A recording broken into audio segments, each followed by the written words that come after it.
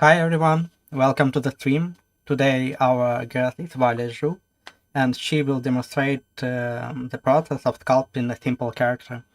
But first tell us a bit about yourself and how you choose your direction in art. Hello, everyone. Nice to meet you all. So, as it has been mentioned, my name is Valia or Valentine. I am a concept artist as well as character artist in 3D. And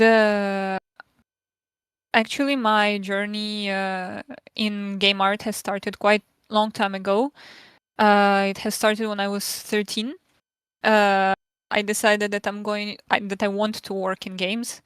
And at first, I started with concept art and just 2D art in general. And little by little, I decided that I would like to move into the 3D field because it was inspiring me a bit more. And it was not more interesting, but I was feeling myself more comfortable, if we can say so. Mhm. And so I've prepared a little puref for you guys with my journey, how I came from 2D to 3D. It's quite full of various works of mine, so I'll try to be very fast about it. Yeah, I hope you can see my screen well and you can see my puref. Yes, everything is okay. Okay, so it all has started back in November 2018 when I started doing my first props in Photoshop. This was my very first artwork that I've done in Photoshop that was aimed for game art. And nowadays I look back at it and I understand that there are so many things that I would have done differently, like the rendering, the design, uh, the lighting, a lot of things. And I'm glad that nowadays I can see what's wrong. It means that I have quite improved. But still, at that period of time when I was 13, I was super proud of my work and I was happy to learn even more. So I decided to go and learn a bit about materials and just props in general. After that, I moved a bit to character design and I even tried to do a bit more complicated props using ZBrush as well as my base for some props like that. After that, I had a bit of a pause. Like I was still a teenager and I was about to have my final exams and I was about to graduate school. So I kind of stepped away from my art, my digital art, and I was learning a lot about academic art, a lot about painting and naturemort and stuff like that. So yeah, for quite a bit, I was learning more of a traditional art. And honestly, I'm glad I spent so much time on it because it really gave me the understanding of how colors should work together, a lot of understanding about composition, volume, lighting, and things like that. And after that, when I finally entered the university back in Ukraine, I had some time to work on my portfolio. And this time, it was very visible to me, in my opinion, that I learned quite a lot about some artistic fundamentals like lighting, colors, composition. And I even decided to improve my skills in ZBrush by making tiny characters, following tutorials of other artists. And I guess this was my beginning of learning 3D. And so after studying for about 1 year in my university, I decided to actually change it and move away to France. And so I've entered a school called CIMART, or nowadays it's called Studio Mercier. It's located in Béziers. And I have started my studies as a concept artist. Yeah,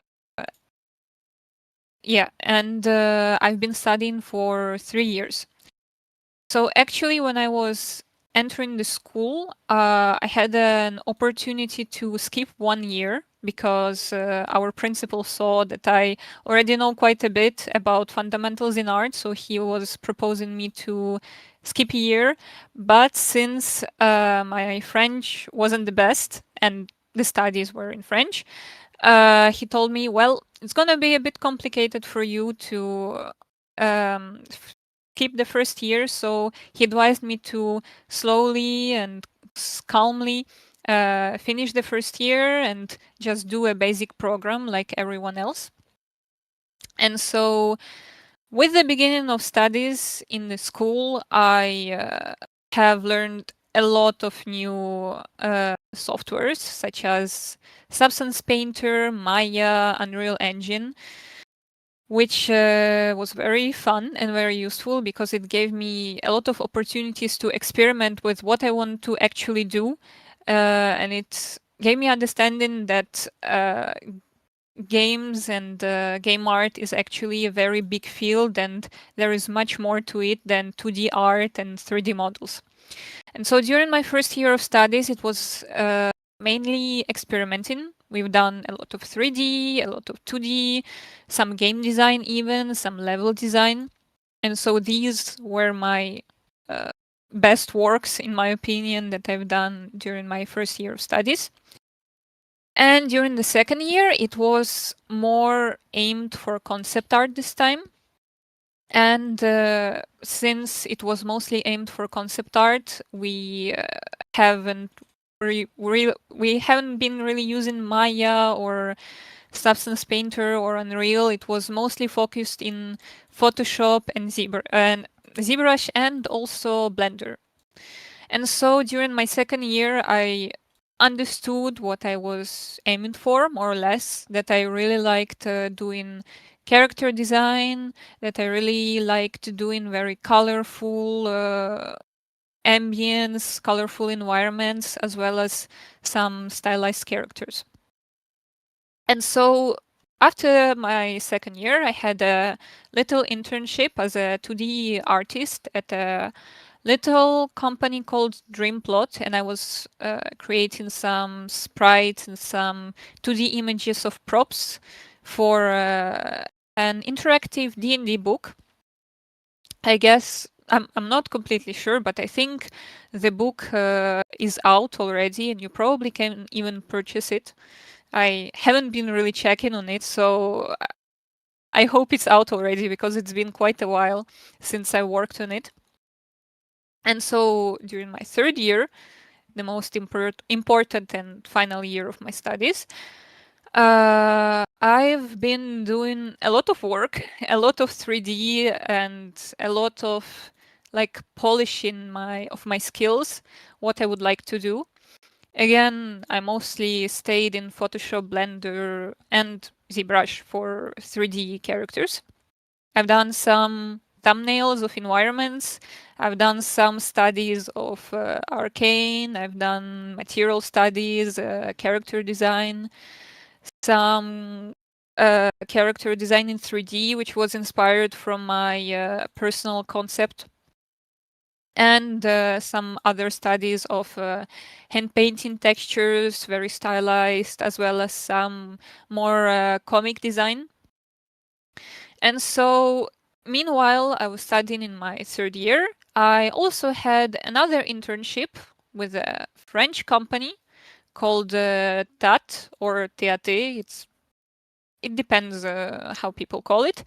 And it's quite of a well-known company in France. They do animations, they do cartoons, and they worked on Les As de la Jungle. It's quite of a known cartoon in France. And they also worked, you might know or you might heard about it, on the cartoon of Asterix and Obelix on Netflix. So unfortunately, I can't show you what I've done during this internship because of NDA, but I can say that basically I've been doing characters in 3D. And it wasn't really a model for production, but it was more likely a reproduction of a model. So I was constantly being supervised, and I was trying to recreate the model of this character as close as possible, from topology to UVs to texturing. Like, I just really wanted to make a model which was super close to the original one. And so after finishing my studies, right now I am focusing mostly on 3D because, as I said, I just realized that I'm a bit more feeling comfortable in this field. Not gonna lie, I don't want to abandon concept art. I still find it very interesting, and like that was my main goal why I came into game art. But I'm realizing right now that it's a very competitive field where you need to be best of the best, and I know that I still need to polish my skills. So right now I decided to switch a bit to 3D. Plus, sometimes when I do concepts, I might feel a bit lost or not really. I don't really know where to start. Meanwhile, when I do 3D, I'm a bit more sure, like what to do. It kind of feels like a mathematical equation. Like, I need to start first with block out. After that, I move to sculpting and polishing, and so on and so on until the character is finally done. And so, as you can see, I'm doing a bit of props. I do some full character designs. Right now, I'm also working on the model of Echo from League of Legends. And I'm counting on making stylized hand-painted textures, like in Arcane. And also, I like to experiment with some cartoon styles, with line art, very simple poly paint, and and various like facial expressions and designs. So yep, that's about it. About my journey. Quite satisfied with what I've come through and what I'm doing right now. Like, I hope the progression, and that it's visible that I have improved quite a bit. But I still have quite of a long journey to do still. So yeah, very eager to grow, if I may say so. Thank you for sharing it. It's great journey. I think we can Thank you move too. to sculpting. You can Of show course. us what you have prepared. So I decided for today make a little concept of make a little 3D model of this little guy, little cat. I found this illustration quite a while ago, and I really liked it because it looked super cute, super like fun to do, and I like the ambience. So I've prepared a little 3D base to start with, like little block in or block out, as people say. And actually, I've prepared some other references just to see and understand better the facial anatomy of cats. I'm actually gonna leave it on my other screen, and over here for the comfortability, I'm going to put on a reference straight into ZBrush. So for this, what I'm doing is that I'm going to import my reference image. So here I have two images, one with a background and one without. So I'm just gonna import texture. And after that, just searching. I select it and I choose this, add to spotlight.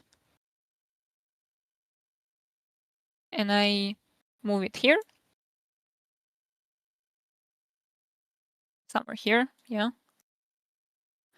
And so after that, I'm gonna go to brush, I'm gonna go to samples, I think, and I'm going to deselect spotlight projection. Like this, we have our reference next to our character, but it doesn't interfere with it. And so I'm just gonna keep working, I guess.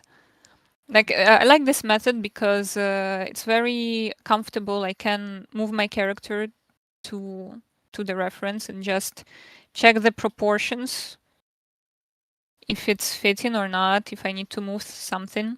Very, very useful. Just for check. Okay, what mistakes happen most often at the blocking stage, and how can they be avoided? So I've noticed personally that a lot of people, when they do blocking, they try to focus on details more than actual silhouette and shape of the character. That's actually what I have done with one of my works during my studies in first year uh, in CIMART. Basically, I've had this very complicated model of a mecha bird that was super detailed. Like it had many details, and instead of doing blocking and basic shapes, I just started focusing on details. And in the end, what happened is that I just wasn't keeping up with deadlines and with time, and I needed to not sleep for a couple of nights to finish my model. And like nowadays, I understand that it was quite of a mistake, because instead of focusing on first big, after middle, and after small shapes, I've just done so many details, and uh, it was bad. And I guess what is more like what's better to do is first do big details, after middle, after small. So like this, if you're not keeping up with deadlines and with time, you see you can't do very small details. It's okay, because it's not as important as main silhouette and shapes. So it's okay if you really can't do the tiniest details. At least the big ones are done. Yeah, that's Thank about you. it. Mm-hmm. And which ZBrush tool do you consider essential specifically for stylized sculpting? So, for me, my essentials are definitely the move brush, for example. And I like to actually lower the intensity. So like this, it's not changing a lot my shape.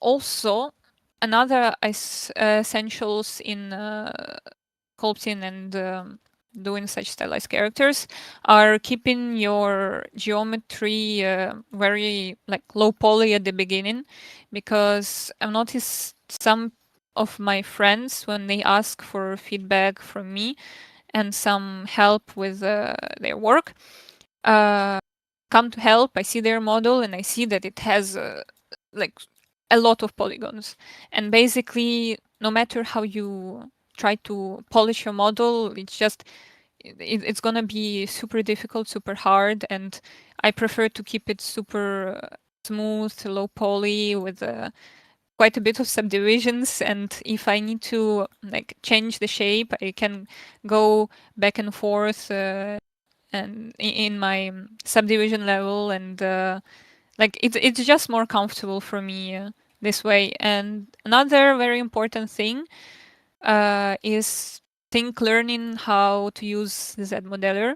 I know it can be very overwhelming, but since the menu is huge, you have different options what to do with the faces, the edges, the vertices. Like there are a lot of options, but there are certain options that are very useful and can really help with your modeling to make it much faster and easier. Like this, for example, if you need to model something very simple, there is no need to go to other program, and you can just do it all in ZBrush, and it's very, very useful.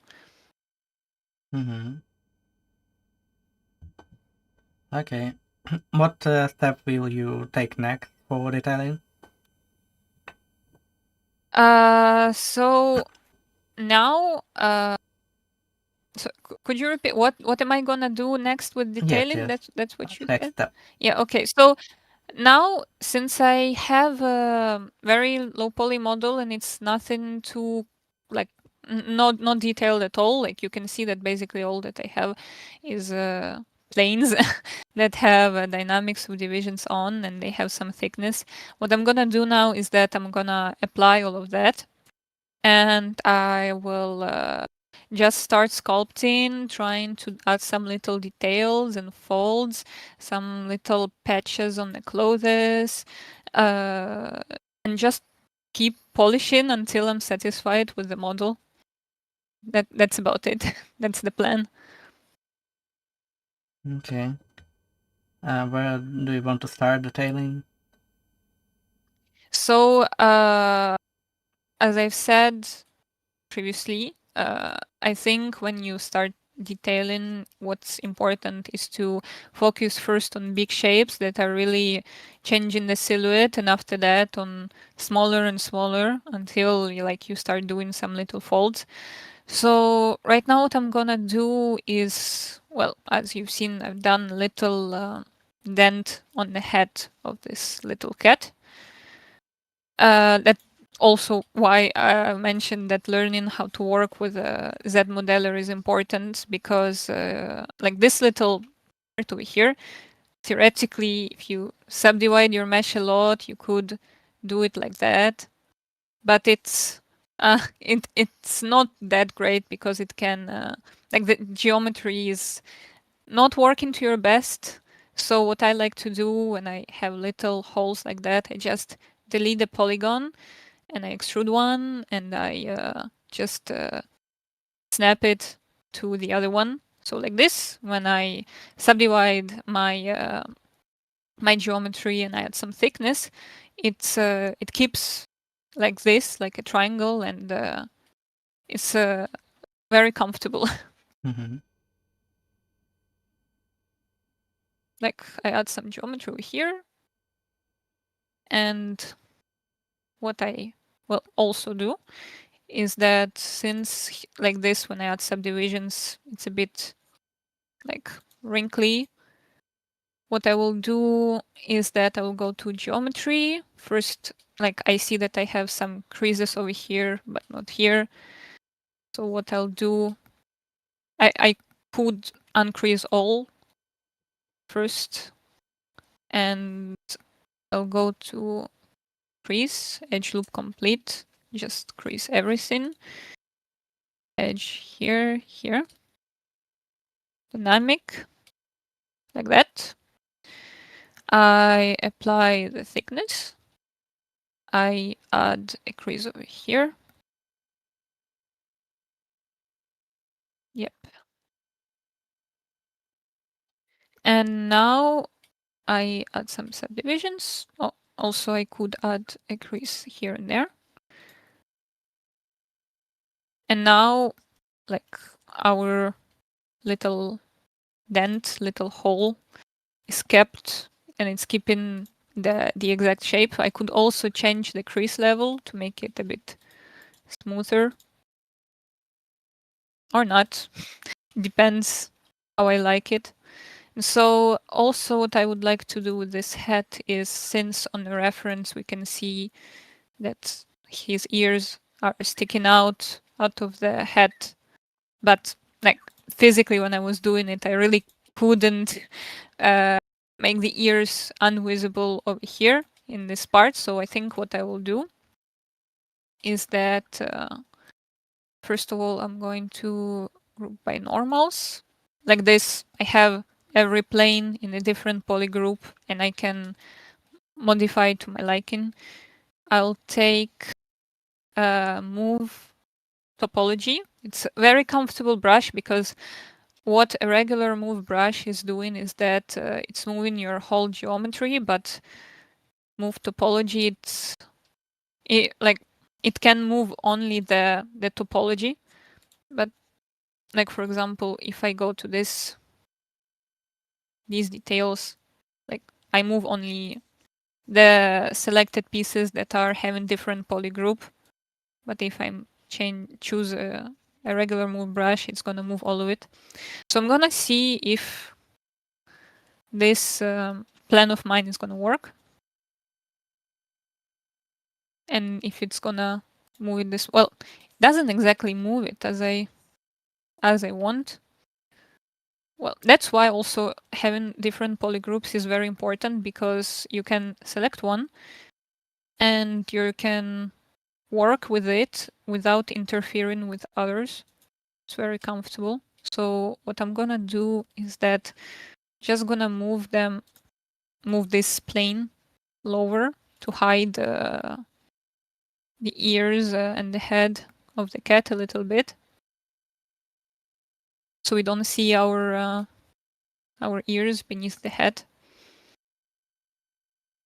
And now like you that. only move bottom part. Yeah, exactly. So you see the top part stays like this.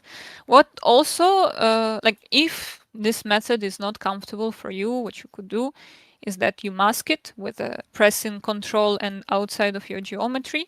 And now when you go back to your subtool, like to your part, you can see all of it. You invert your mask.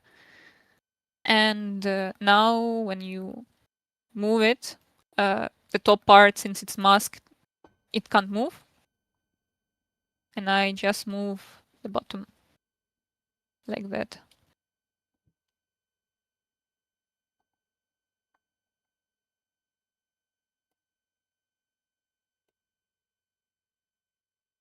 Up. Well, it's a bit not too pretty here, but well, it's okay. It's not too bad. Now we can't see the ears. This part is moved, so great. And now I can proceed with the other part of the head, for example. So here I have put some creases on certain parts of the head where I thought that, well, could be a bit more comfortable to subdivide our geometry, like our mesh, because basically when I add some dynamic subdivisions with the crease, it's having more of a hard edge, and I can manipulate how hard it is, so it's quite comfortable as well. So here I think, yeah, this space like this is okay. Just probably gonna move this a little bit because the form was a bit too squarish. And so here I don't really even need the thickness. I can just keep it like that. Just gonna apply. And if I need some more subdivisions, I can add some more. And I'll smooth out some parts that are a bit weird, like over here. And I'll start adding some folds.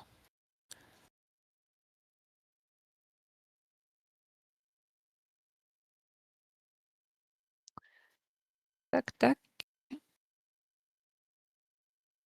But well, this detail is very small. It like if I really zoom out, it won't even be that visible. So I guess I can do it a bit later. Right now, what's important are the bigger shapes. So I'm gonna use this Orb Cracks brush. I often use it to make some folds. Pretty comfortable. So I just go with Alt key, and I just do like that. Chat. Luckily, yeah. Chat tell you that cool. The mesh looks very clean and well sculpted. Yeah, it looks very. I really like this method because it helps to keep your mesh super clean. And if you all of a sudden say, okay, I don't like all the details I've done, you can just go to the lowest subdivision, delete higher, and subdivide it again, and start all over again.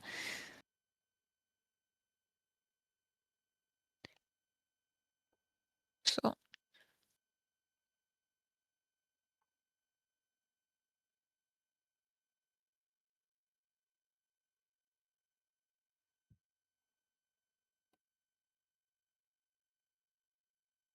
maybe I'll even try to make this fold tiny bit bigger.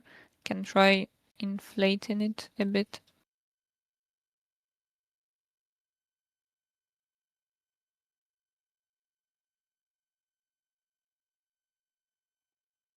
Nope, like that.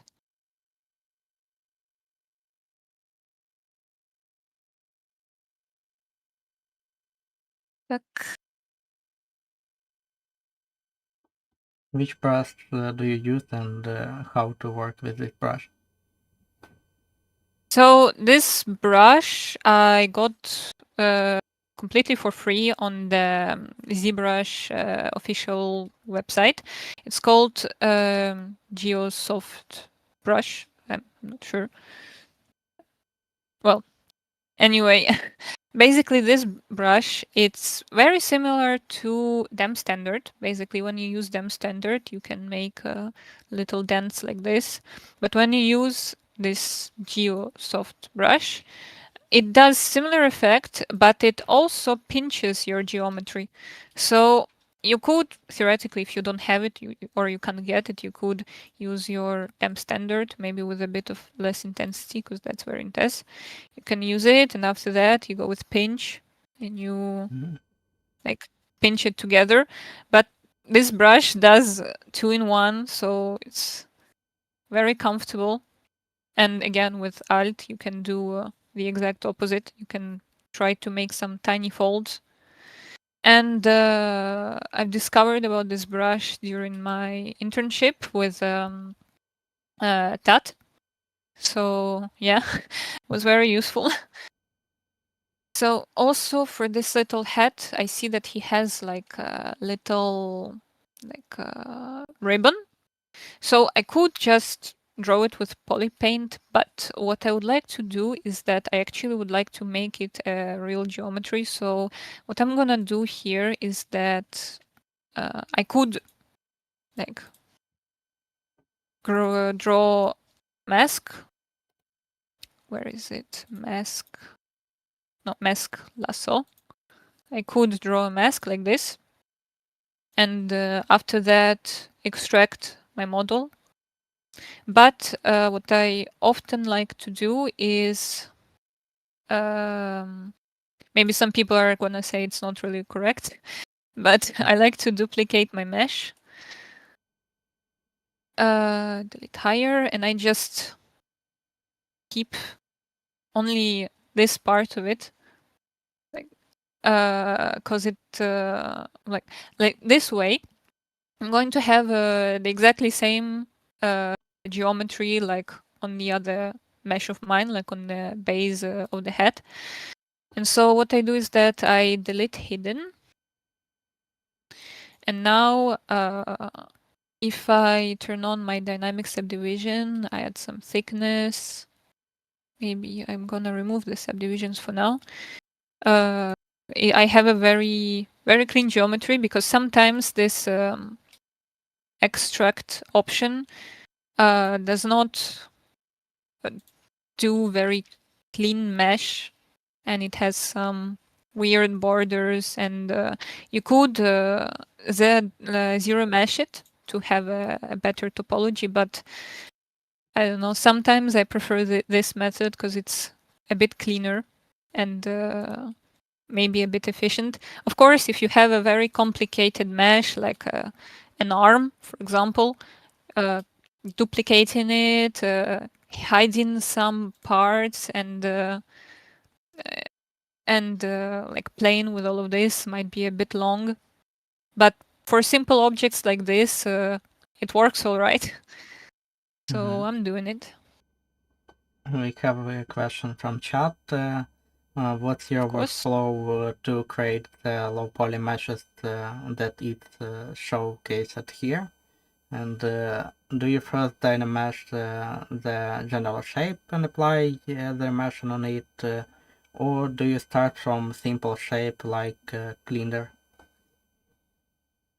So okay, so for my workflow, what I do is that I always start with a very simple primitive shapes.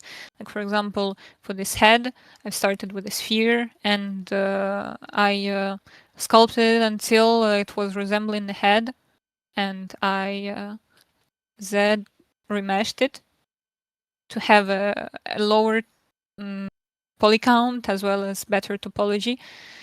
And so for other parts like these, I often use like a cylinder, and for some parts that are like not very convenient to do starting from basic shapes, I very often just model it on my own. Like for example, with the star, I tried to do it by just changing the form of the sphere, like, and making like a star shape, but I really didn't like it, and ZBrush wasn't really giving me a clean topology. So what I did, I said, okay, I'm just gonna do it myself. I went to Blender, modeled it, and I imported it in here, and I have a clean star. And so about Dynamesh, not gonna lie, Dynamesh I use it only when I need to merge two objects. Like for example, when I was doing the face, I think I saved the copy. I have well, first I did the sphere. I added some like fur with a separate mesh, and I dynameshed it, and like in order to make one mesh. And also what I'm doing very often is that since I like to work with a lot of primitive objects and to move them one by one, sometimes when you dynamesh, you can lose all the little details that you've done. So for example, if I dynamesh this thing, and I try to smoothen it out, I might lose some details. So what I do often is that I make a copy of my mesh, and after that I just project my details over here. Also, what's very important is that when you do projection, you need to have only the mesh you're projecting your details on and the mesh with details. And you just project your details on the mesh you dynameshed like this. You save a lot of time with it. Yeah, very useful feature. And is there another part of the question that I haven't answered yet? I might have forgotten. You tell for everything. That's all. Okay, good. Good. I'm just trying to remember everything, but it's sometimes a bit difficult when I try to work at the same time. Yeah, that so was over the here, big what? question. Yeah. So what here I'm gonna do? I'm just gonna crease my ribbon on bottom and the top to have a very clean edge, like that. Good. And I'm just gonna move it a bit.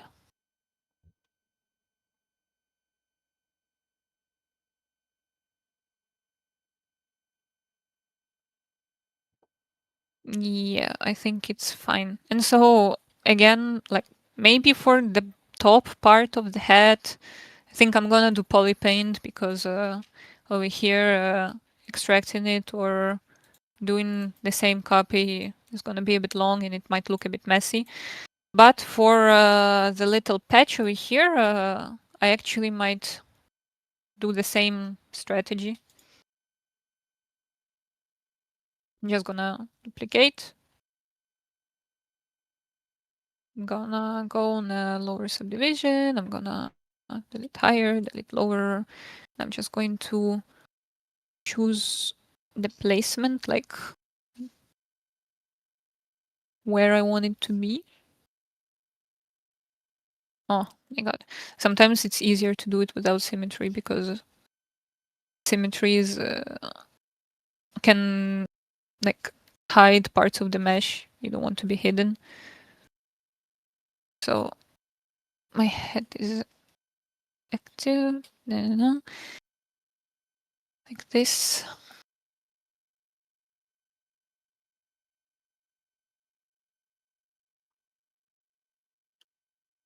I'm always having troubles with selecting and hiding geometry. I'm always getting lost in hotkeys.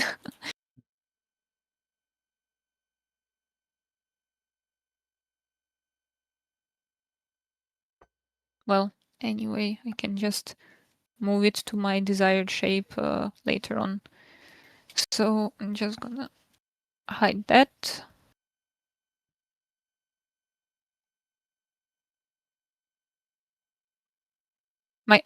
I haven't deleted this yet. Okay. Also, sometimes, like happened just right now, since the like mesh I have is one-sided and some polygons might be hidden and I might not see them. I often go here to display properties and I turn on double like this. We can see the planes from both sides and I can really see that I haven't missed anything.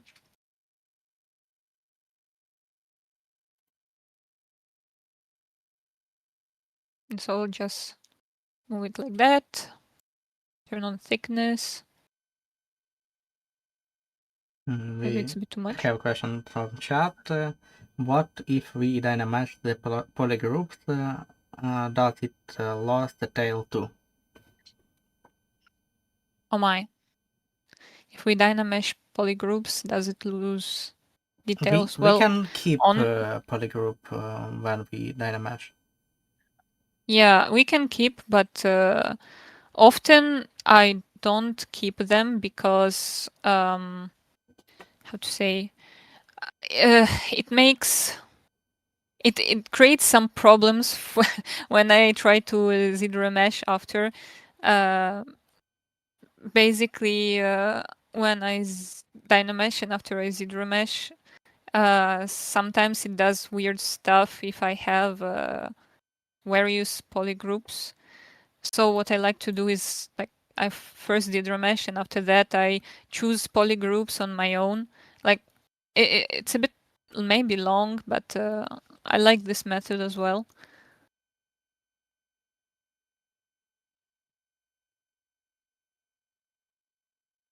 So I'm gonna apply the thickness and yeah, and for now I'm gonna keep it in dynamic subdivision.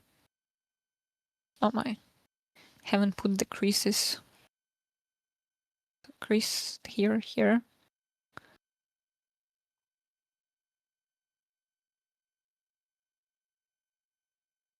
Okay, for now it's fine. Like if I want to, I don't know, add some more details to it, I can return. But for now, it's okay. Also, what I would like to do is change the ears a bit over here. Maybe move them.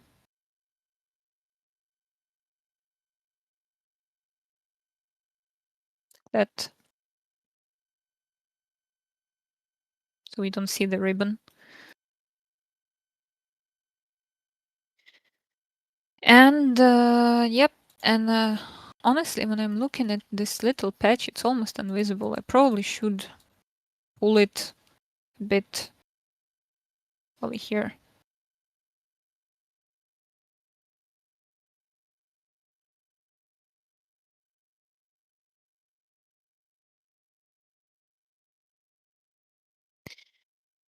And now we can start working on the scarf, I think.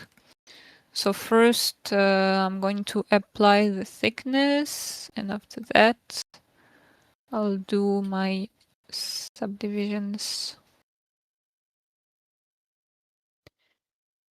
So the crease level, probably gonna lower it a bit.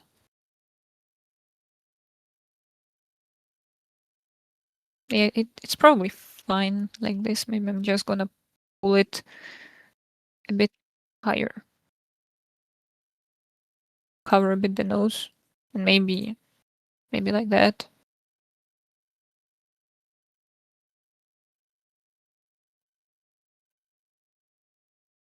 Yeah.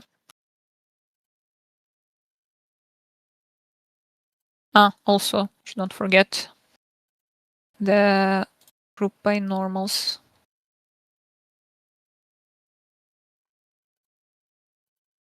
And now I can start doing some folds.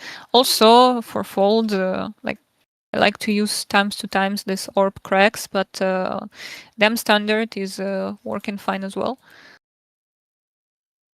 Another thing, when I do details like this that have thickness, and like the scarf, for example, what's important is to turn off backface masking.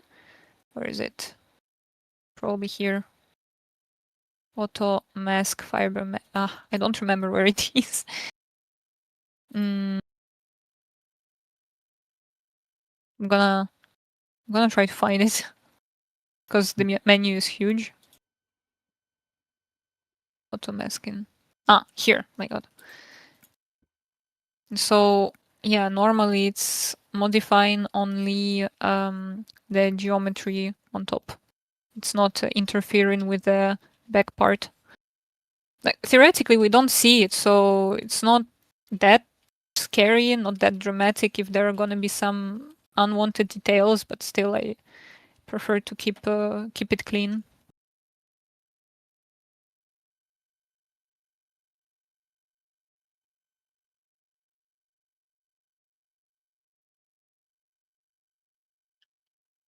Let us know in the chat if you have questions, and feel free to drop your thought in the chat. I see that Discord chat more active today.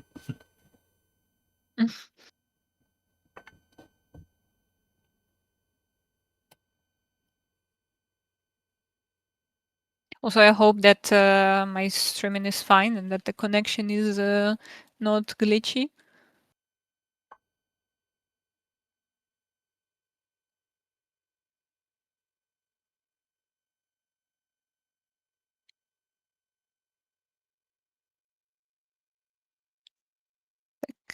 And on the back, a little fold maybe as well. Here, this character doesn't have a lot of folds, and even those that he has are very, very simple, so I'm not gonna be spending too much time on it.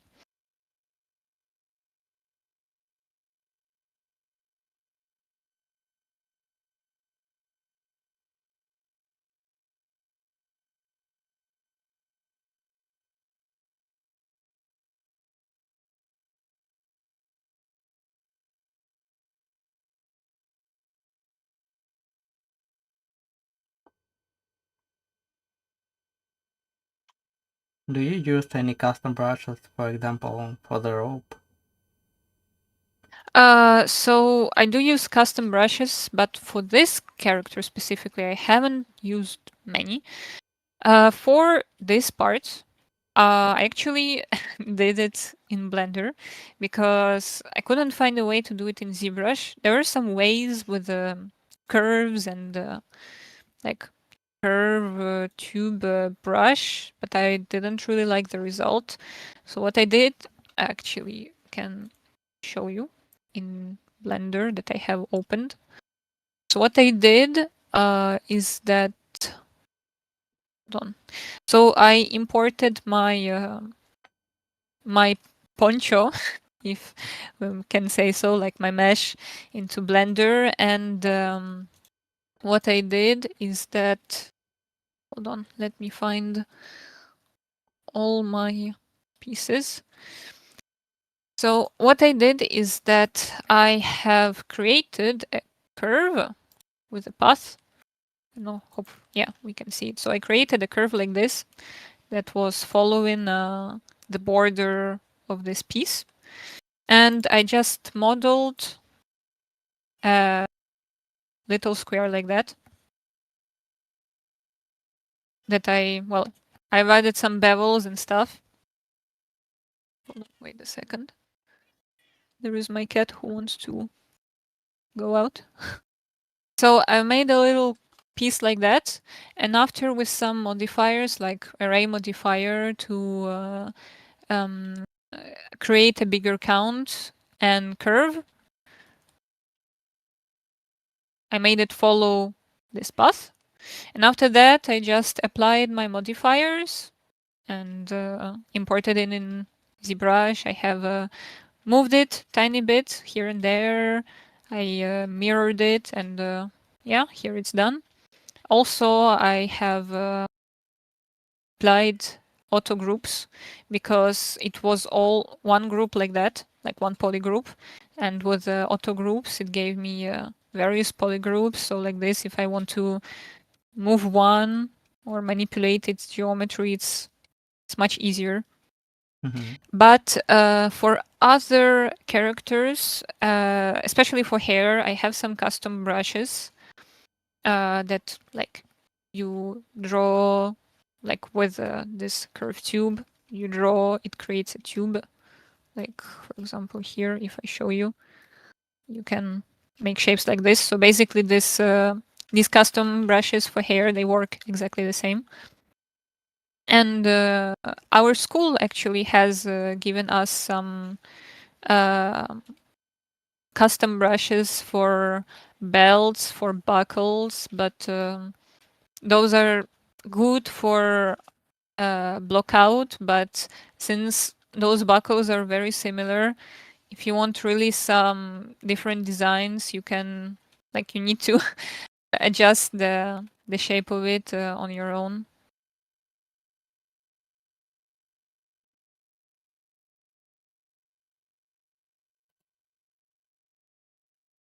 Yep. Also, I have some brushes called, I'm not sure how they are called actually, but I have, it also was our school who gave us a huge pack of brushes like orb slash, orb cracks, stuff like that, that are very useful for sculpting like metal or stone or, I don't know, like various textures like that.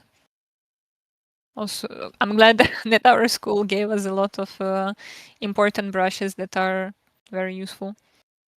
Okay, so here I have a bit of a unpretty, like a bit of not so pretty shape, so I'm gonna try to change it a bit, make it softer. Mm-hmm. Question from chat. What skill or habit, that question about your career and growth, what skill or habit has helped you grow the most as 3D artist? Also, like if you were to start over today, that would you do definitely to grow faster as 3D artist? Okay, so what habits have helped me? Yeah. I guess honestly, what has helped me a lot is my background in concept art. Surprisingly, so I've noticed this difference in school when we were having some projects. Basically, I'm gonna explain. My school has different. How can I say? Uh, Different groups. You can or do concept art, you can do game art, level design, game design, animation, like various things. And so concept art group and game art, we had a lot of, honestly not a lot of, but a lot of 3D lessons in common. So when we had a ZBrush course, very often we would do it together. Like we would go in the same classroom and the teacher would give us the same task, but he would expect a bit more from game art rather than concept art because, I mean, this is something they're specialized in. So yeah. But I've noticed a little interesting detail. Since concept artists, we were having a lot of studies in character art, and we were learning a lot about silhouettes, about shapes, about colors. Our characters, even though they weren't perfectly technically done, like we might have had problems with topology or with UVs, with texturing. The color scheme was very often more interesting than game art group. Like not for all the people, but there were some more interesting ideas. The presentation was also quite often better, but again, the technical part was suffering very much.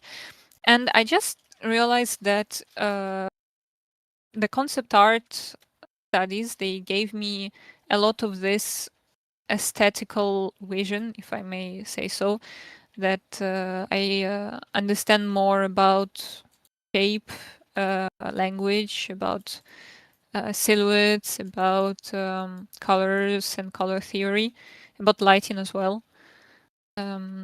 So yeah, I don't regret that I've done these studies because they helped me with my my fundamentals a lot in art. And what was the other part of the question? I forgot, I'm sorry. Also, like if you were to start over today, what would you do differently to grow faster as 3D artist? What would I do to grow faster? Yes, Let me yes. think. I wonder. I probably would try to do a lot of like small projects where I explore different art styles because there are like when we talk about stylized, it's a very big field. There is stylized like what I'm doing right now. It's like very small, very chibi, with not many details.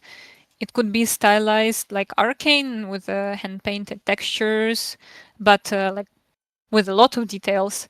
It can be like Valorant, similar to Arcane, but a bit more geometrical. Like stylized is a very big field, and I guess I would like to experiment more with different styles to understand what I really like to do. Maybe which techniques I would like to adopt into my current style. Yep, and what else would I like to do? What else would I change? Probably I would try to be faster because very often, like oh my god, like right now I'm doing some mistakes. Like I'm gonna apply this. So what I would try to do would do some like more speed sculpts to improve my speed of work because like right now I wouldn't consider myself very fast. Very often I'm concentrating on details and I really shouldn't. I should like be a bit more decisive in some sort of way as well. But yeah, I guess these are the tips I would give myself, like to not be scared of experiments, to try to explore more, try to just get more practice in some sort of way, I guess. Mm-hmm.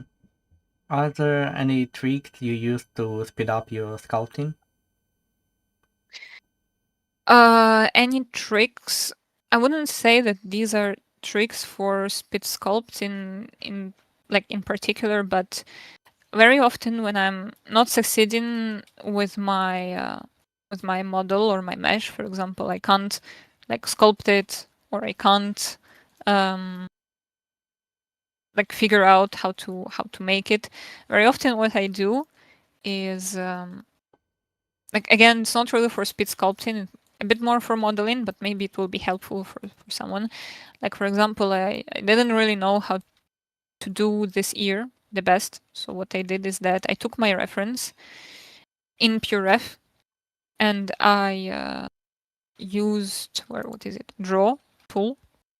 And so what I did is that I tried to just draw this ear and tried to think about it as a 3D object and figure out how to modelize it. For example, I thought, okay, it's some sort of pyramid. Probably there's going to be an edge like this and like this, and it's gonna go like that. And I was just trying to figure out how to modelize it, because sometimes it can, I don't know, it can be a difficult mesh to model and can become or sorry, overwhelming. Mhm. And this method really helps me to like break it into pieces.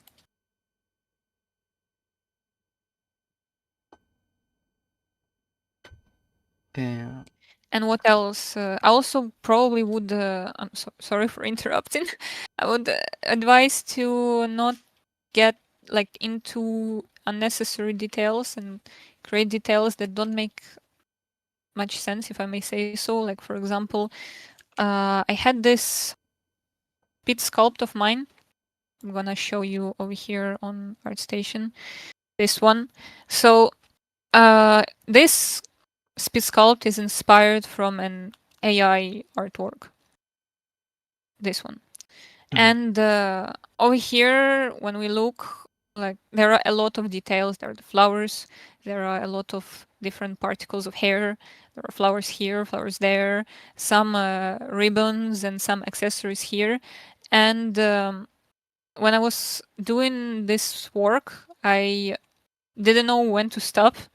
And at some point, I just like thought that I need to focus on main shapes and what really brings the difference to the image, and what really changes the contrast, the colors, stuff like that. So yeah, I guess I would advise not to get too concentrated on the details, and yeah, not to be afraid also to make mistakes, because mistakes are helping us to learn.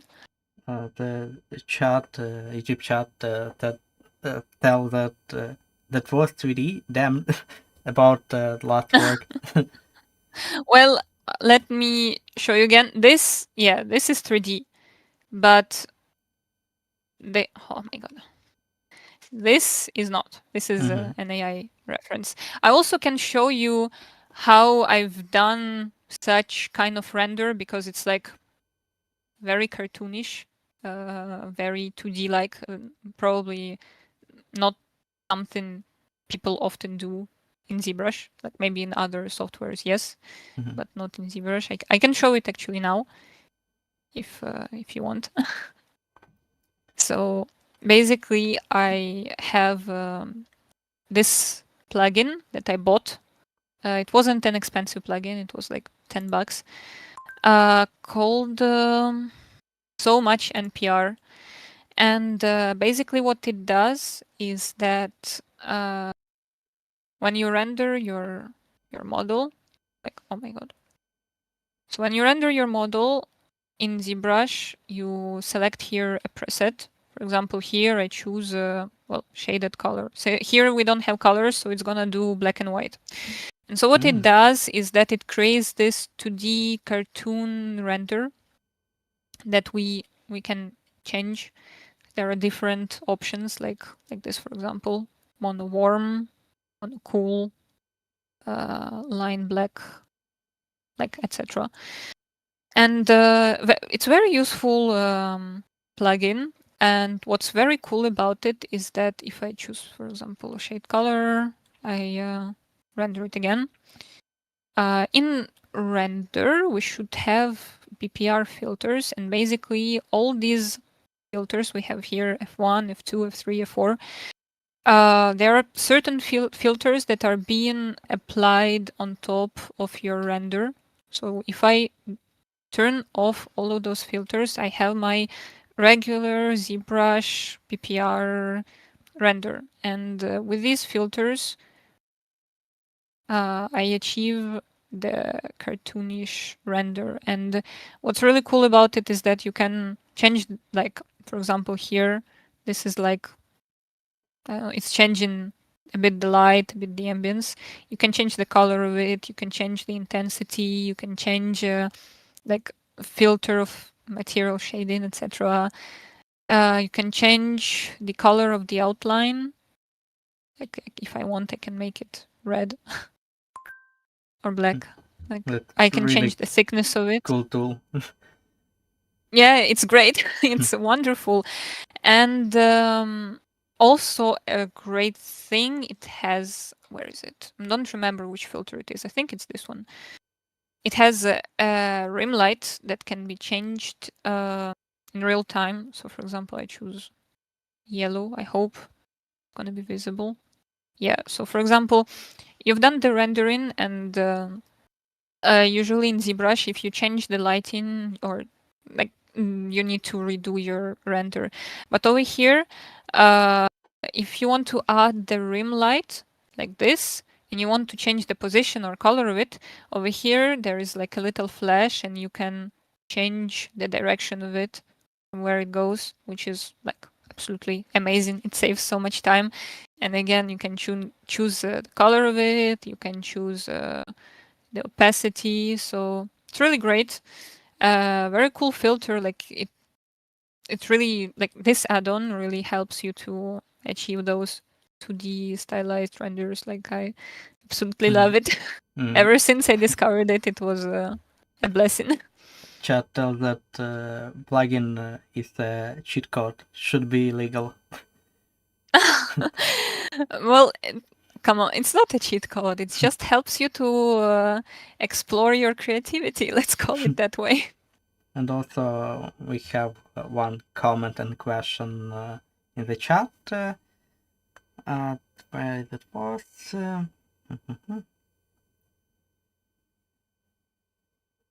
It's so cute. Remind me of Nico. And Nico. And question. Not sure who Nico is, but thank you. And question: will you use Substance Painter afterward?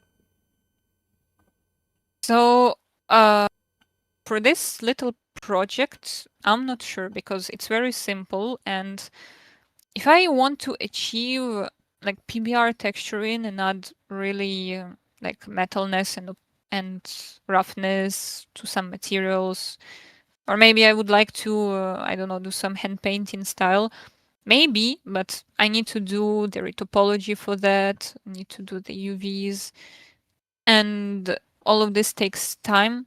So over here, what I am kind of planning to do, I'm going to do the poly painting, and to achieve this a bit of cartoonish rendering, what I'm gonna do is that we'll use the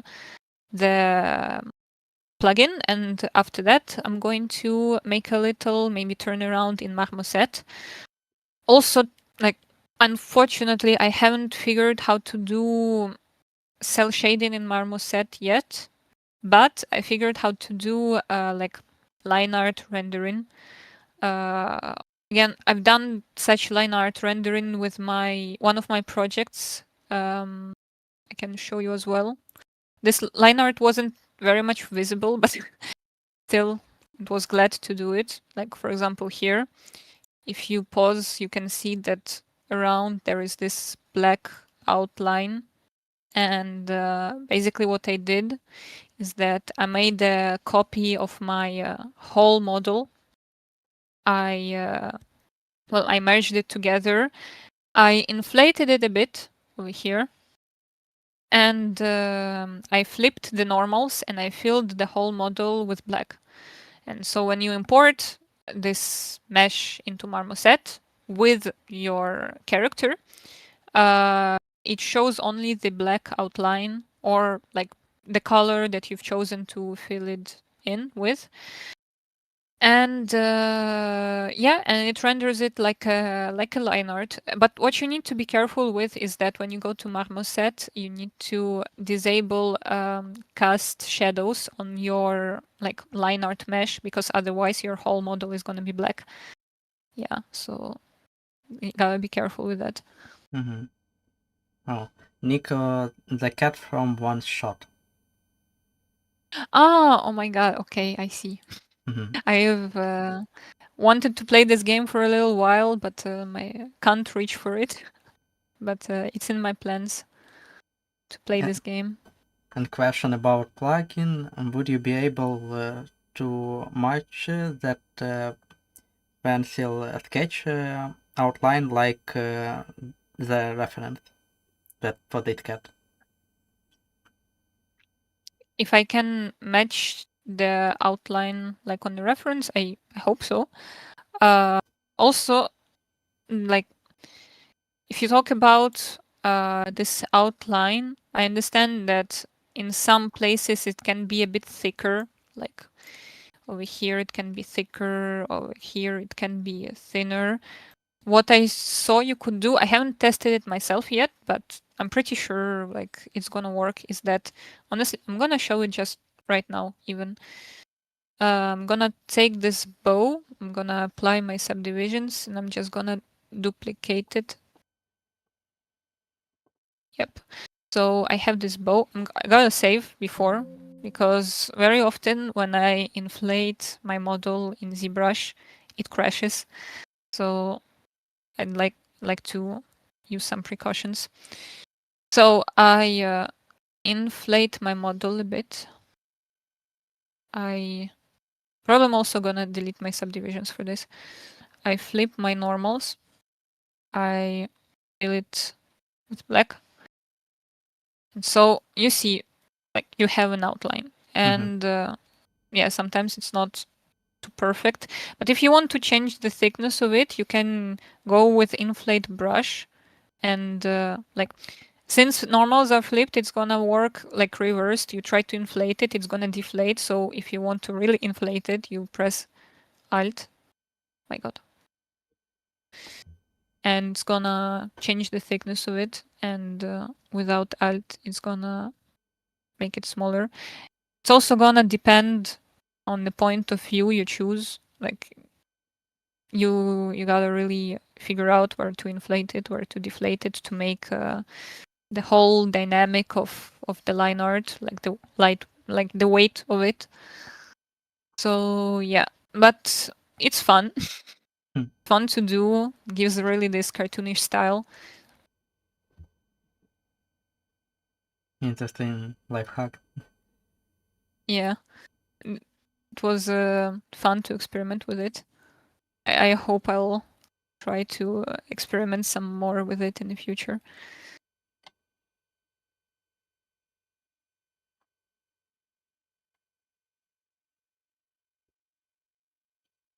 Okay, so here I see that our little cat has like a line with buttons. Again, I could try to do it with polypaint, but I'm just gonna probably duplicate my dress again. I'm just going to delete the geometry that I don't want. Like, maybe that's too much. Like that. And after that, I'm just going to add some thickness to it, and that's gonna be done.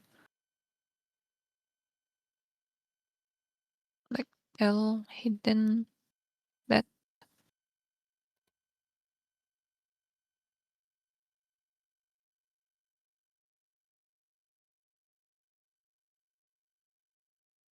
Okay, hopefully don't have anything else. Maybe I'm going to actually delete these two edges over there, these two poly loops. Keep it simpler. And I'm just going to add some thickness. Like this.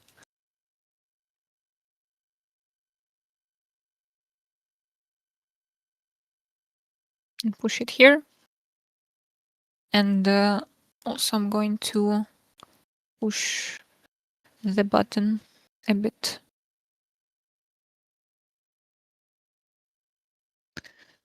Yep.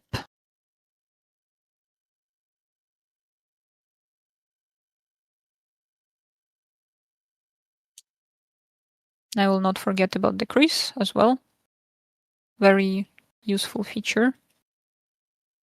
Mm-hmm. How do you decide which details to do first and which to leave for later? I guess for this, again, I use the same method. Big, middle, small, like big details that really change the silhouette of the model should go first. After that, the middle details and the small. And also, some details that don't really have big importance, I also leave them for later. For example, some stuff that we won't see behind.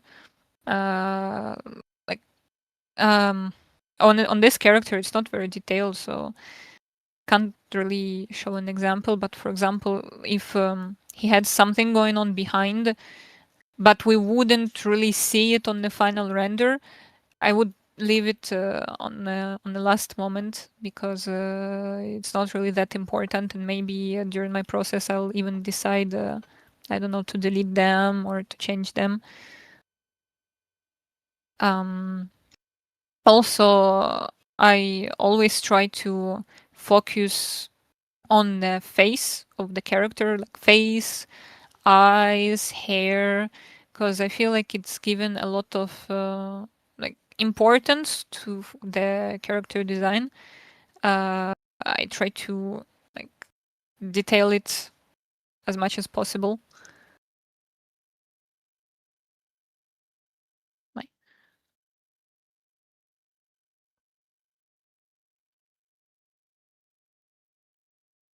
also, maybe I leave props for later on.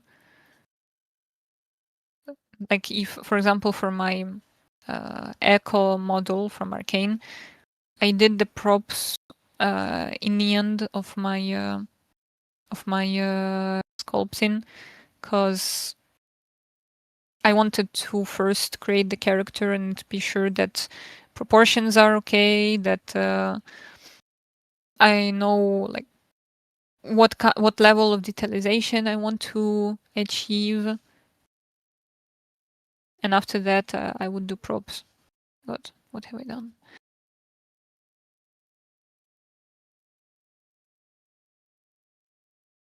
Well, I have some problems with UVs here apparently, but it's not that important since it's just the high poly.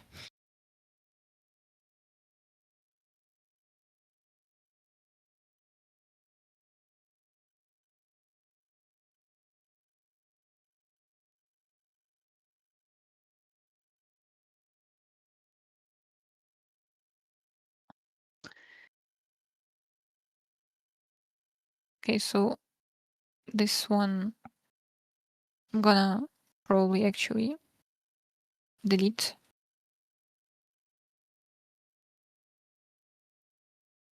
Or not, I'm just gonna do the same settings as I did here. So apply, and here I have 3, 1, okay.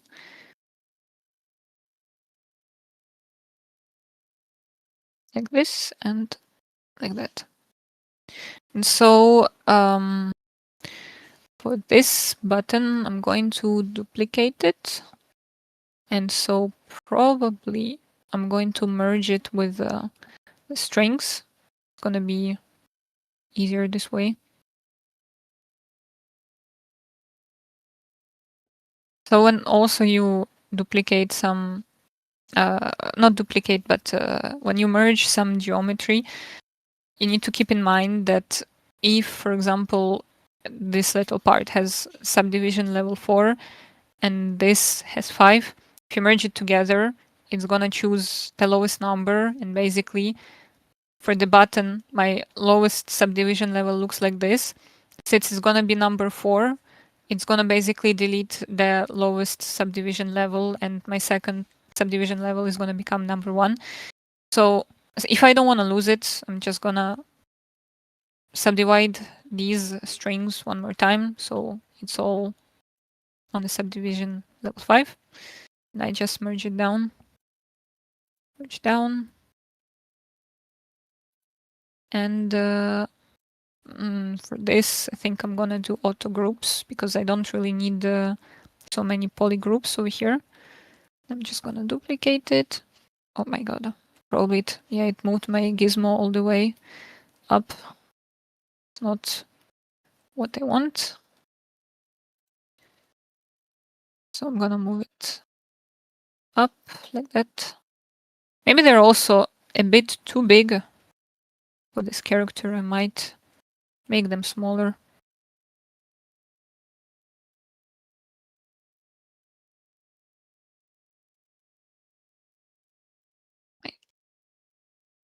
Question, So also, yeah. a question from chat. Do you need a lot of video RAM for that workload? Honestly, no, not at all.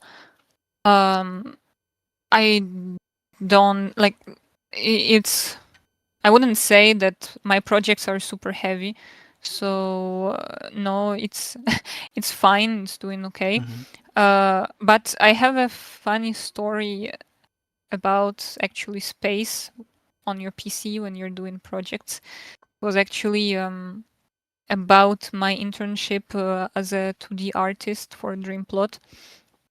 I was doing basically I was tasked to do some sort of a map of a level of an area, like a room. The map was looking like a up view plan, like planning of a room. So you could see a room 1, room 2. You could see like where is located the chair, where is located I don't know, the table, and all the tiny smallest objects in the room, like even like where was located a tiny pen or a pencil or a shell, like anything like that. And I think the every object on the in the file in the Photoshop file was meant to be a smart object and a a PNG without background. And so it was extremely heavy because if some of you know a smart object, when you create an image in Photoshop which is assigned as smart object, whenever you scale it up or down, it's not changing its resolution. It's staying like detailed and stuff. And so it's taken a lot of space on your PC and a lot of memory. And so I had so many objects that at some point I couldn't even save my scene because it was so heavy that I just needed to delete some things on my PC just to be able to save it. So it was not so fun, but now it's fun to think about it and remember it. Should say that space is never fun. Yeah, true. Especially if you play a lot of video games and you keep them all on your PC. You gotta make some sacrifices and disinstall some video games or like choose what files to delete.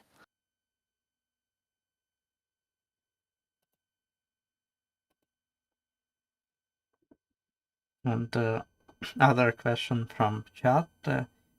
In ZBrush, there is not a child and parent link like in Blender. Like in Blender, I see what it is about. I'm not really sure if there is something like this. I know that over here in your subtool window, there is a little button like this, like a little arrow that like shows start, and I think it's gonna be applied to all the like supposedly what you do is gonna be applied to the subtools underneath, but I haven't really figured how it works. So I'm not really sure if there is like parenting and stuff like that. Maybe there is, but I just haven't discovered about it yet.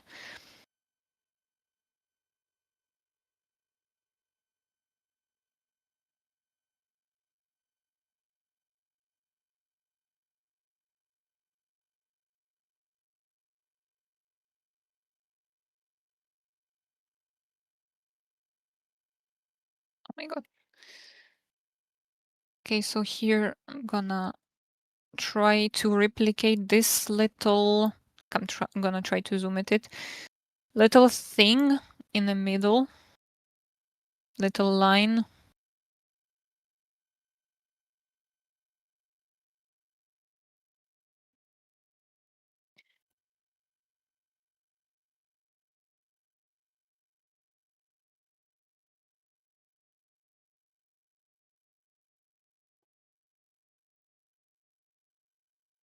Talking about Blender, I guess I would really like one day to learn how to create characters over there as well, because I saw you can do really interesting like renders and effects and all of that.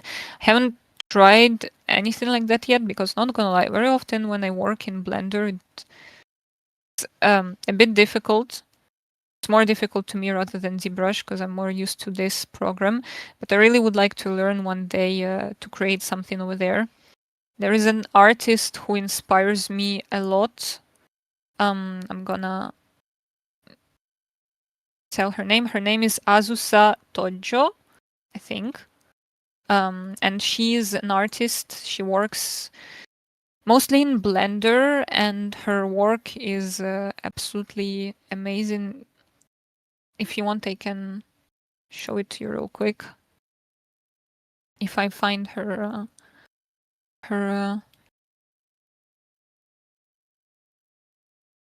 profile, yeah. So she does Blender scenes and characters, stuff like that, and it's like very stylized and very like simple, with a lot of simple shapes. But since like the whole rendering and texturing is very pretty, it's really impressive. So I guess in the future I would like to do similar stuff as well, and because it looks very beautiful.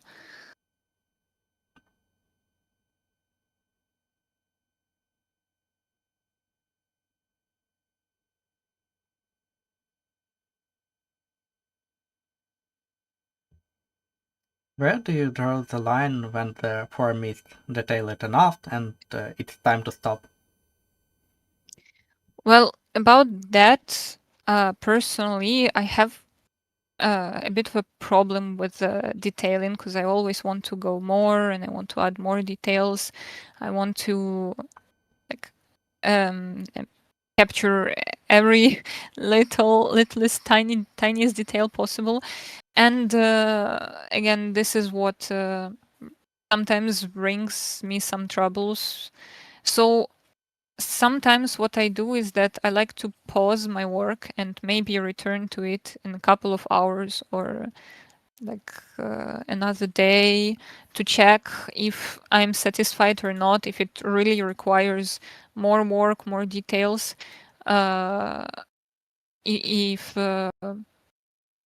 if it's not detailed enough. And often I ask opinion of others if like it's enough or not. And sometimes I just look if the details I'm doing are actually changing the silhouette or doing any changes to the character at all, if they're really important or not. because like, for example, folds are important, but when you do too many and some tiny little folds that no one's gonna see, or they really don't do a lot of changes to the design, maybe you should stop and try to concentrate on bigger shapes. So this is what I'm trying to do: concentrate on big shapes and what really does a lot of changes to your design, to your character.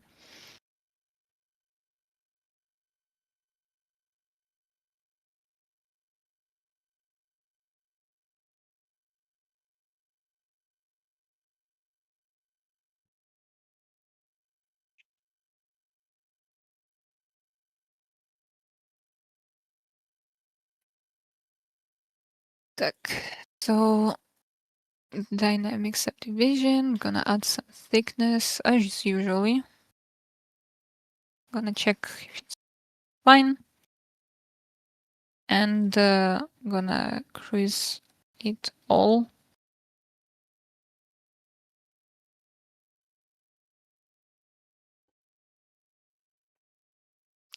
Also, over here, on the sleeves of this cat, we have also some texture going on, some lines, some colors.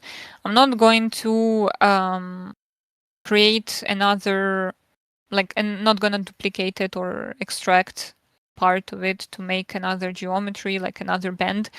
What I'm gonna do is just I'm going to poly paint it, and over here for the future, what I could do is that I'm just going to go on my lowest subdivision level. I'm going to select where I want my poly paint to be with this light purple. I'm just going to make another group like this with Control W. So like this, when I'm going to, for example, I'm going to apply my subdivisions, and I want to fill it with like a dark purple. I'm gonna go over here, I'm gonna fill object. I could just select it like this. I could go with lighter color and I could fill object again. And like this, I'm just going to have a line, like straight line like that, without actually drawing it by hand, which is very useful. I often do stuff like that. Is that to But make you it need separate? to, yeah, like for poly painting, and also like it's comfortable because you don't need to like choose your standard brush and long and painfully try to have a straight line that's like is perfect. Here it's perfect because the topology is good. And again, like for stuff like this, you need to have a good topology, because if you have polygons going everywhere and crazy stuff happening, it's going to be hard to achieve such a result. Same here. What I'm going to do, I'm just going to create another poly group over here outside of this skirt.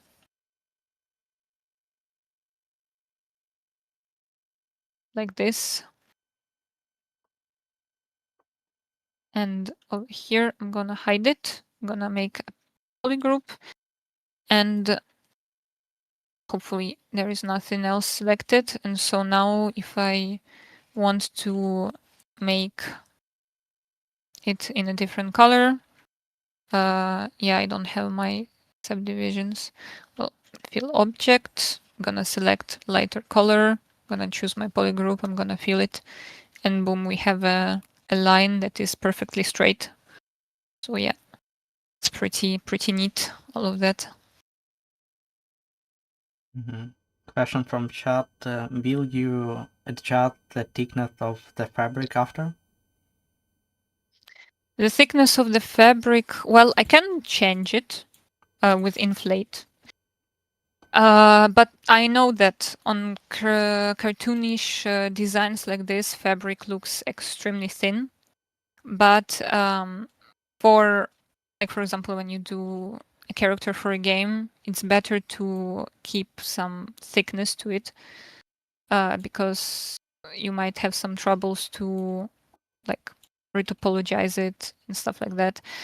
And in general, even when I was doing concept art, I was adding thickness to my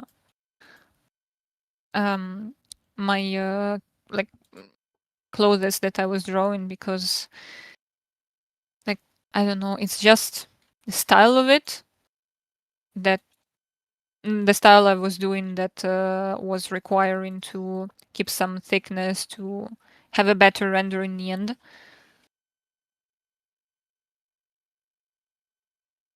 But yeah, I can change the thickness if this is what will be required after.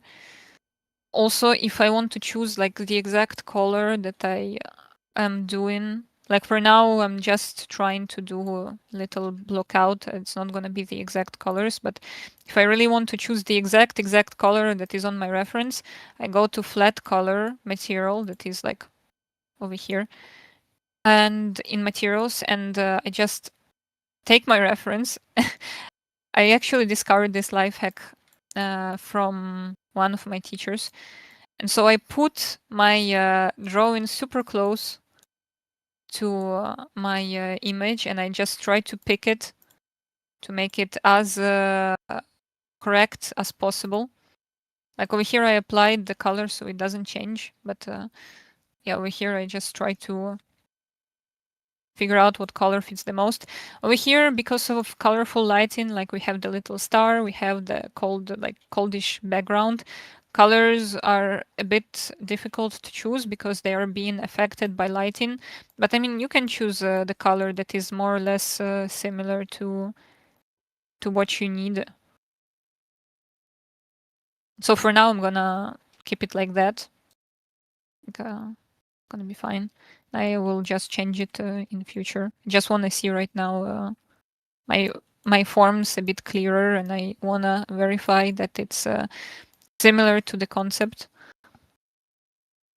So I guess right now I'm gonna stay on purplish colors.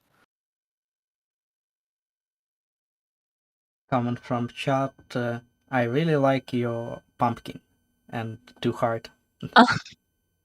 Thank you. That's very sweet. It was fun to do it. It was meant to be a quick project for Halloween, but I unfortunately wasn't fit in with the deadlines of Halloween. So I needed some extra time to polish it. Plus, I wanted to do the pose like on the reference, and for this, I wasn't really sure how to do it at first. So what I did is first I created my character in T pose, and after that I tried to put it into the pose with I forgot how it's called, but basically you can do it straight in ZBrush. I wasn't liking my results very much, and I decided, well, I'm just gonna like not redo it from zero, but I'm gonna try to redo this character in pose again. Because basically what my mistake was that I did my character in T-pose and I did a lot of details, and when I was putting it into the pose, all these details were just distorted so much, and it was just awful. So yeah, it was easier to restart than trying to fix my mistakes.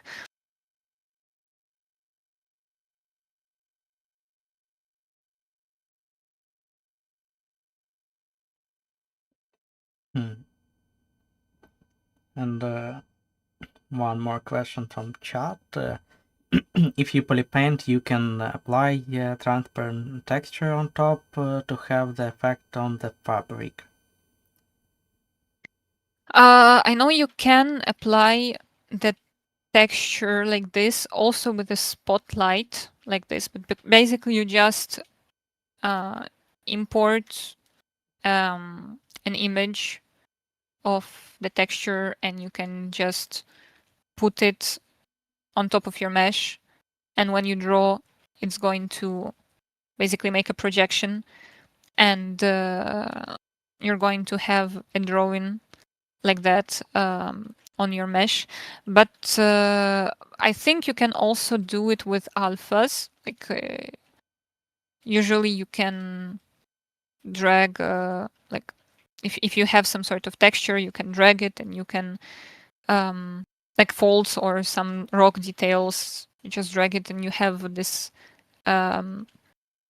like details that are like sculpted. I think you can do the same with poly paint. You just need to select RGB instead of ZAdd, and it's gonna be the same. But I haven't tried it yet. It's just a theory, and I hope it works. So now, what am I going to do? Is that I might actually merge the body of this cat to like correct, like to dynamesh it after, so we don't have these seams between the hand and the arm. Theoretically, it's not that important because it's not visible much.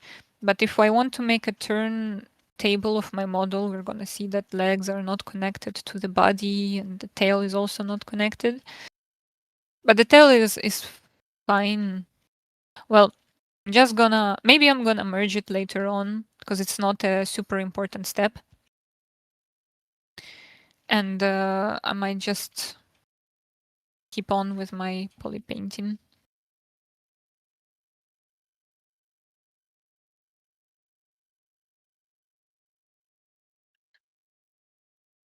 Oh my god, this is not it. Like that. You see, this is why also over here groups are important because you can just, instead of going manually and trying to make inside of his ear pink, you can just select your poly group, fill it up with color, and boom, it's done.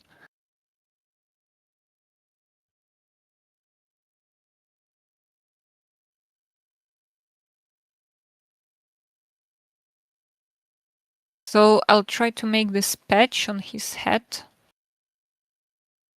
real quick. I'm just gonna, again, delete all of that. My god, I have symmetry turned on, so it's bugging a bit.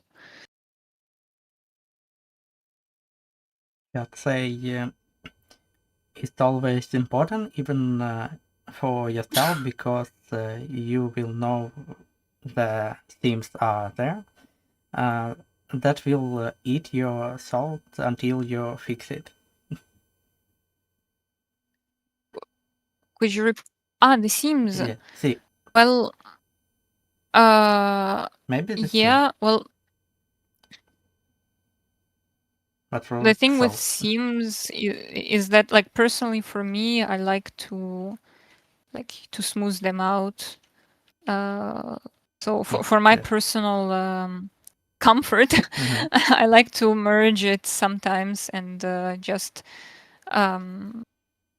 like dynamesh it, smooth it out, so we don't see that it's a couple of different objects merged together. For example, very often when I'm doing characters, I I was leaving the head apart from the body, and I would have like head would be one mesh, body would be different mesh. And why I was doing this is because of different poly count and subdivision levels. And plus, when you make in retopology, you can like hide the fact that your head over here like is being connected to the neck, and no one will really see this connection, that there is a seam, and that it wasn't hidden. But recently I started just dynameshing it and hiding it as well, just because of my personal preference, because like feeling like it's more clean, it's better, it's more proper.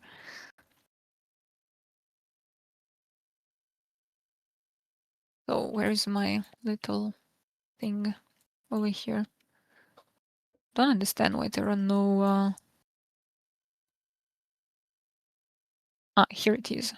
There was a piece of the mesh that wasn't hidden. That's why there was no thickness.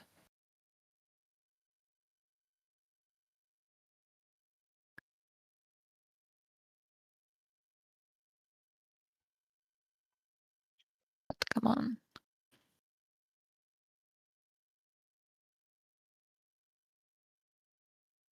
And I'm thinking that for the little parts like strings over here, if you see on the concept, there are little strings like that. I'm gonna also make them like a separate mesh, but just very thin. So it doesn't look too big. And also for the background, if you can see, there are little stars that are looking like they're hand drawn. I think for them, I'm also gonna do them in 3D, and I'm just gonna put them a bit everywhere around the cat. I know in Blender you can do it with a grease pencil, very very useful tool for like line art and stuff. But here in ZBrush, don't think you have such a feature, so I'm gonna do it by hand.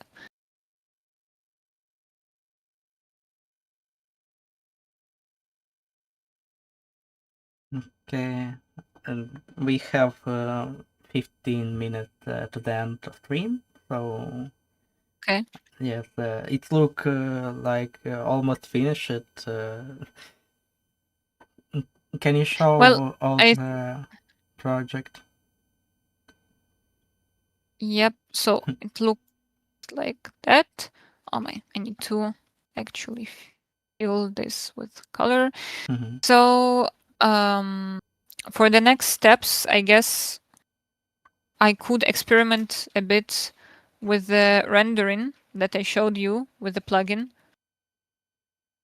I'm just gonna check about my poly painting. Well, it's all right. I'm just gonna keep it like this for now, and like I could again show you this life hack with the rendering. Mm-hmm. So, for example, this. No, this. My God, which one is it? Ah, yeah, this is the main lighting, and you can change the color of it. Like, for example, something like this.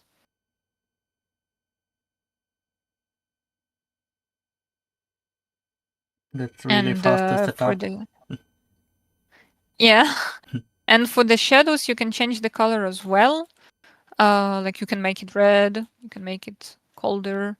Here, since the light source is pretty warm, I'm gonna make it cold, purplish, probably. But I mean, here it's gonna be not so great since we can't really make this star emit light. Or maybe we can, but I just don't know. But for now, I'm just gonna try my best maybe to also push the light in like this in ZBrush. Well, anyway. And yeah, we can also disable the fact that the background is like gray.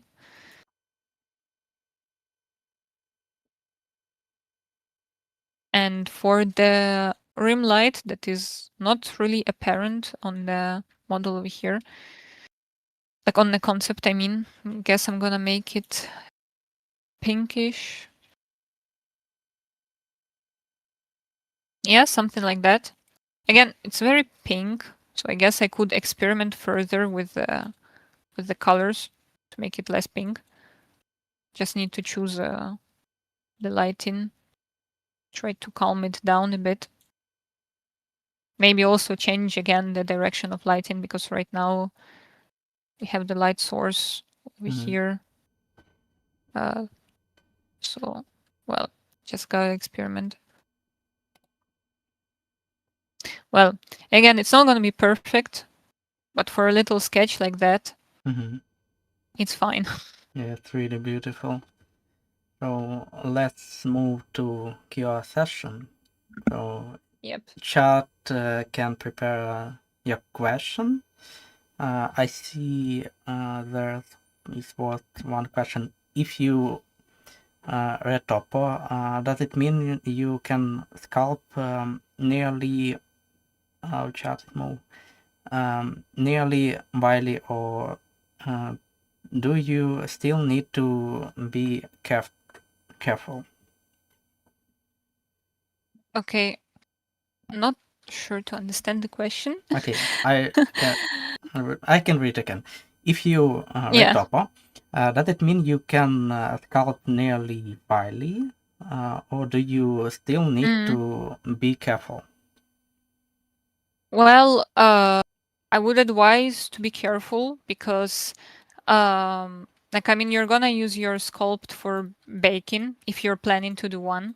Like, some people do baking, but for having the details, recently I saw that if you have a very detailed retopology and you can really see every detail, baking is not really needed.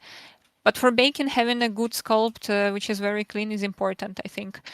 Plus, I like sometimes to easier to make my life easier with retopology. What I do is that since all of my stuff is very low poly and subdivision, like the lowest subdivision level is very low, like you can see, it's basically already done retopology. So what I can do is just I take my first subdivision of my model and I just import it into the software where I do my retopology.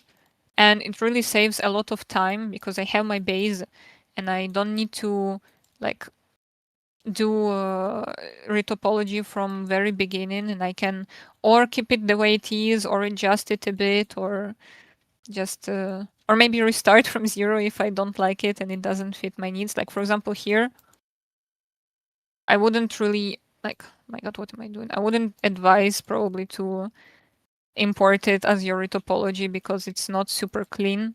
Like maybe here, yes, but the face is not too great. Uh, Another tool actually which you can use in ZBrush for having a good retopology is ZRemesh guides. Basically, you can, before doing ZRemesh, if you want to have a loop around your eyes, you just draw a loop, and after that, when you're going to ZRemesh, it's going to create, well, some sort of a loop around. So it's very important tool for doing retopology and keeping it clean. Yeah, very useful. Mm-hmm. Okay, next question. The question from me. What advice would you give to students at VSQUAD School who are developing in stylized sculpting? I guess the same advice I would give to me when I was young, when I only was starting my journey, is to not to be afraid of experimenting because there are a lot of stylized styles, and you can like that you can do a lot. Really, you can do hand painted textures. You can do something very geometrical, very low poly, or something extremely smooth. So yeah, not to be afraid to do mistakes as well, and yeah, be passionate about what you're doing. It's also important. Okay, and one more question. What advice would you give yourself at the start of your 3D journey?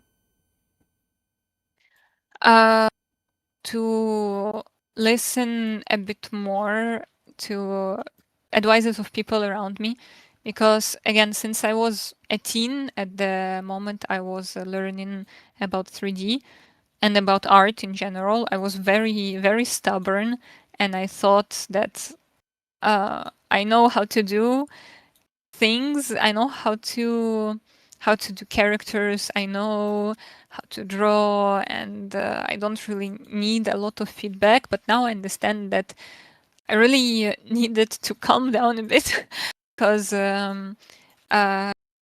advices and feedback and just people's opinion is very important, because you might think your work is perfect, but when someone else tells you about your mistakes, even if this person is not really pro in 3D or 2D, they really might have a different point of view and they really might help you out and open your eyes about the problem you thought you never had.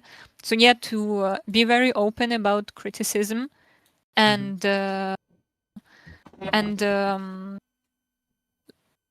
not to be afraid to make mistakes again. It's really important. Okay. Thank you for sharing your Thank you. approach to sculpting. Oh, the last question. Are you using a drawing tablet or you most enjoy? I'm using indeed a graphic tablet. I am using a tablet called the Huion Canvas Pro 16. Very nice tablet. Very like it's compact, but for me it's enough. Before I was using Wacom Cintiq 13 HD, I think it was called, but it's like a super old tablet and it broke at some point, and I needed to change my gear. So yeah, I would really advise this tablet to people who would like to try to have a tablet with a screen. It's not too pricey, quite compact, so very nice tablet to use.